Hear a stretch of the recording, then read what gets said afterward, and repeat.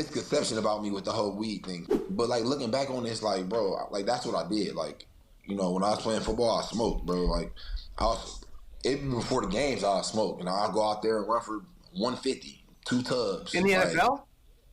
Yeah. See, Jerry, Nah, yeah, I mean, like, of course, we're not here to drop any names or anything like that, but, of the people, there's obviously a lot of athletes already out there in public saying that they've done this before. How prevalent do you think this really is in sports, and why do you think athletes do it? I'll say this. When I got to the NFL, it was kind of like, man, I was, look, my people come from the streets, you know what I mean? But I wasn't like that. I was a football player. I went to college, so I wasn't on that. So I wouldn't say I was sheltered.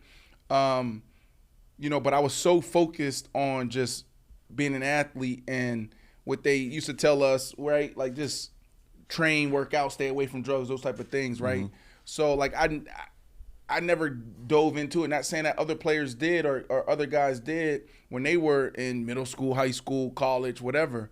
When I got drafted to the Denver Broncos, I was shocked at how many dudes on the team, and we're talking about big name guys, was smoking. Wow. You go to, one of the vet's house, the crib, they got a little party, everybody's smoking weed. And then also stories come out too. Like, not just that, I learned of some of my teammates in college that we used to do lines in the bathroom before a game. Not lines. And I guess that kind of makes sense. Coke, I guess Coke is it's an upper, it's supposed to make like you go, that, yeah. Right. So like, but the weed thing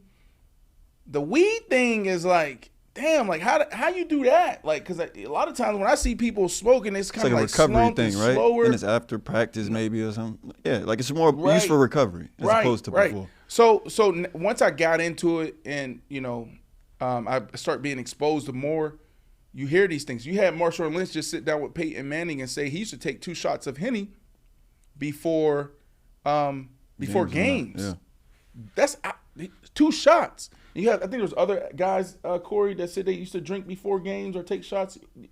Pac-Man Jones, he said he used to smoke. He said this on our show. He used to smoke before. Well, on that Marshawn Lynch episode, remember Lindell White kind of said the same thing. He said when he was in college, I remember the quote. He's like, I was giving dogs 1,000 yards, every year, right. And I was on the weed before the game. I would say this, Corey. I wish I had a better relationship with marijuana, cannabis, whatever you want to call it, when I was playing. I feel like I was too revved up. I was too high. And then also, I think that the benefits of recovery are there. Mm-hmm. Back then it was more recreational. There wasn't a lot of conversation around it. And even now I'm trying to figure out my relationship with cannabis now. I'm being honest, right? Like I've tried gummies. I've actually tried smoking. I talked about that on that Marshawn Lynch episode, right? Like I'm a med guy. People laughed at me. Right? Like I'm trying to figure it out. I'm not gonna go. You talking about gas? What is gas? I don't want anything to say gas. I don't want to smoke gas. Mm-hmm. What is gas? Mm-hmm. Like that's what y'all on, gas? The potent stuff. Potent? What is that? You a gas? Do you smoke? I know your mom might be watching. You're like, do you smoke? Not like the mids. The mids. Do you smoke? Yeah. I do. Do your mom know you smoke? Yeah, they know. They know. Yeah. So you're a gas guy? It's an every once in a while thing. You know what I'm saying? I'm an occasional smoker. I don't, take it in at your own pace, right? Like we're not advocating to go smoke or whatnot, but no, it's a conversation. No, listen, we don't got to do that anymore. Mm-hmm. This is 2023, right? It's 2023. Mm-hmm. Maybe I smoked before the show.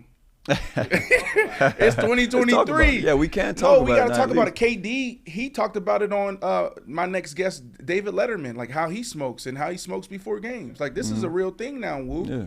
And I just think I love the conversation over the last couple years where guys and our ladies are talking about the benefits and in different ways you can you can use cannabis. I'm glad the leagues have taken out the consequences for getting tested for like marijuana and whatnot. I think that's a good step in the right direction because it's not a performance enhancement. That's what everybody's been saying.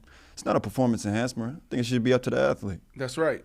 And then you have Pamela here, who we shout out every single day, who needs to be a contributor to I Am Athlete. She said, I grow it. I grow it for 15 years, but never smoked it. Can we get Pamela on this? Who is this Pamela? I need to meet Pamela. She about the business. How the hell you grow weed for 15 years and not smoke it? Like, talk to us about this. And then somebody say it's from space. What is that whole thing when people smoke say I'm going to Mars? What does that mean? That's probably when they doing. Can we hear you right now? I don't know if we can hear you. Can we hear you? Yeah. All right, go ahead. They're probably doing moon rock. Moon rock, something. Something. Right. Or maybe smoking Wiz Khalifa's brand of weed. What's a moon rock? That's like a special. It's like a special breed with like wax and up. And it comes in like little balls. So they call it moon rock, but it's supposed to be like because the wax is intense.